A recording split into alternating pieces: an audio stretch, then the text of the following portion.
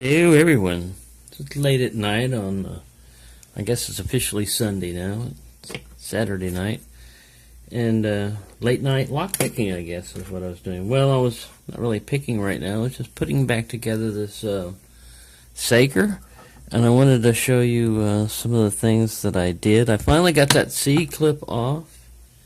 I haven't run into one of these types before. Well, I've run into stubborn C-clips before. But this one, I don't know if it's meant to be bendable or not, but I bent the crap out of it to get it off.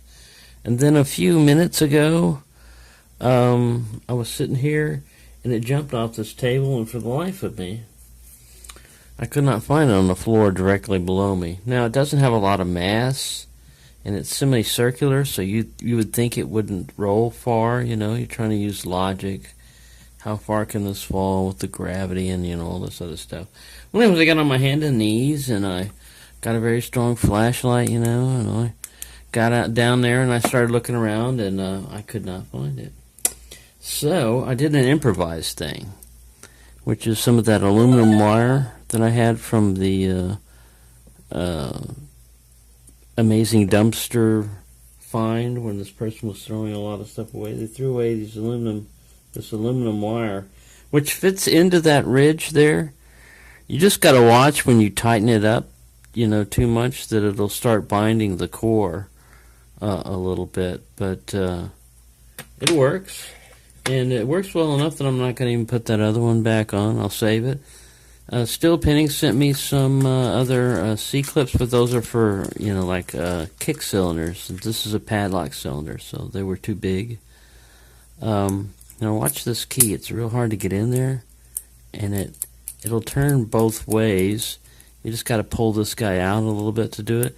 But the actual, you know, it's got a limiter in the padlock, so it's really only going to turn right, and it turns right easily once you get it in there. It kind of fights you getting the key out, and there's a reason behind that, because when I gutted it, there were all standard pins in both the whoa Nelly. They were all standard pins in both the key pins and the driver pins. And you saw how quickly I picked it once I figured out the heavier tension type of thing. So I wanted to beef it up. And what I did was, these are all the standard pins that were in there. They're better than the other, that Centennial one. They're much better formed, and the core was solid in this one. It's a very good core. You could still only use 5 pins in both of these locks. In the Saker lock, it does have a solid core, but it was only drilled down a little bit, and one little ball bearing, sorry, that was out of frame. One little ball bearing, not like this one, but about that size, is sitting on this just detent, and it also fits into the core is drilled out for 6 chambers, but there's a slightly bigger spring. They're kind of like the steel springs like this.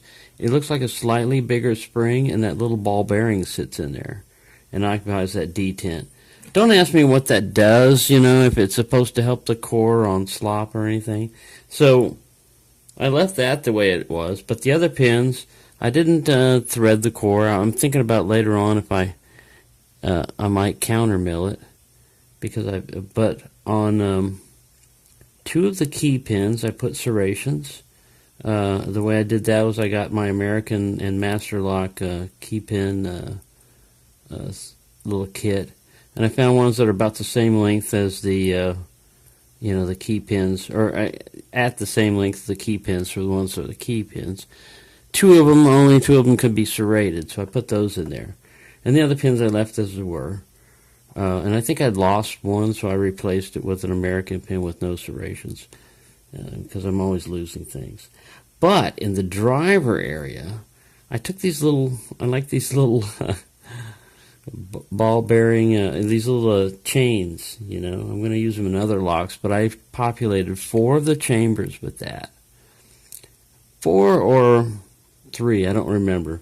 Anyways, and then in 2 of them I put these key pins with serrations, the 3 serrations, but facing down so it'll face the chamber, And that's what I did. I put that in there. And that's the way this core is right now, and it works. It still has the same key. And I wanted to get this lock back, operational. So I'm going to do that right now. And then later on I'll pick it. Because once again, it's 5 minutes. I've been running my mouth. And this thing may present a challenge. Now I'm going to see if this wire gets in the way. I don't think it should.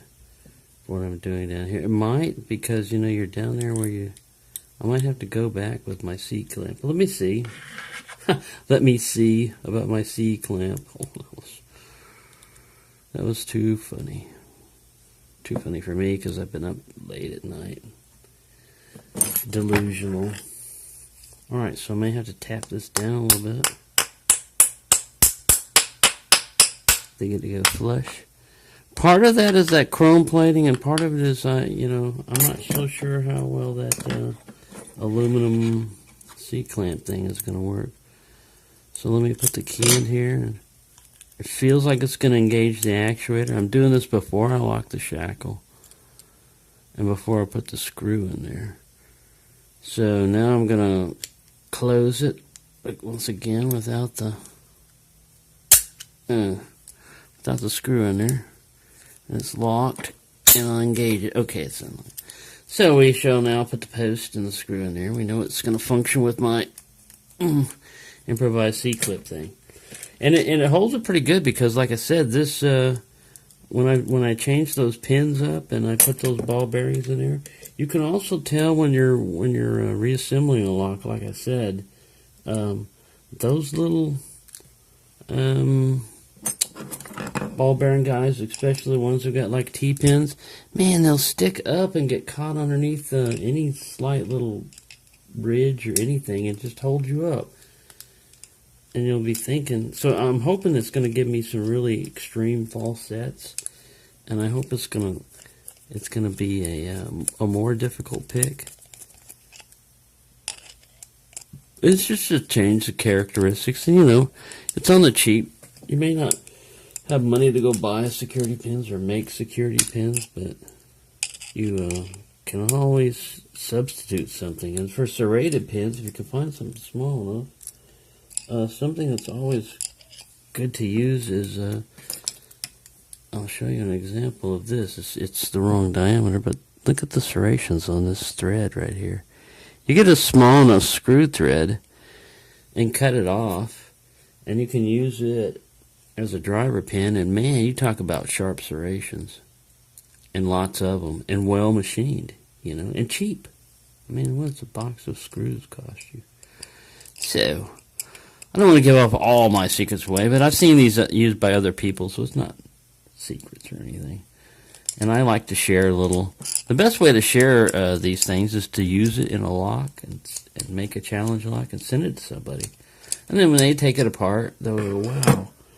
Because just like these little tiny balls, and stuff, I've seen them used in other videos, but I've never, there we go, sorry, it took forever to put that screw in there. I've never picked one, so I don't know what it's like to pick. You can look at them all you want. You can kind of get an idea. Alright, so we have Seika back to functioning. It's locked. We still have a lot of slop in the core, a lot of movement. I don't think that's going to get rid of it. Maybe an anti-bypass wafer would work. So there I'm at 9 minutes, but I just wanted to show you how that's how I have beefed up that Seika. I'm going to do the same thing to the Centurion, which I have over here. So there I'll have two locks that originally were in one way, and now, because of changing them around just a little bit, take a lot of work. This one I did more work on the core, and it's got that, I don't know if any of the other ones I had managed to get the little T-pin effect.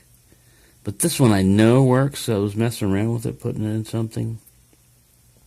And so I'm going to put this guy back together and populate his stuff. in the next video because I've been running my mouth too much on this one.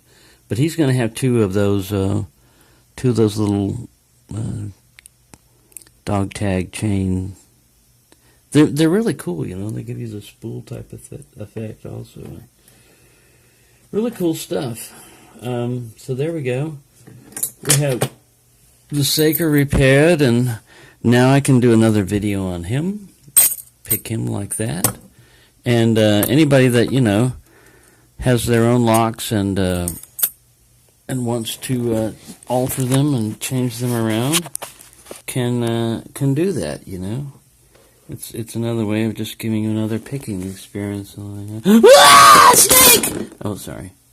It's a plastic snake. I'll put him up there just to scare people. So they'll be up there again like, oh, nice locks. Whoa! Yeah. Not that I have a lot of people, you know, doing stuff like that. So there you go. I hope everybody's enjoying themselves, having a good time. It's 1:10 a.m. in Texas, and I'm up playing with locks as usual.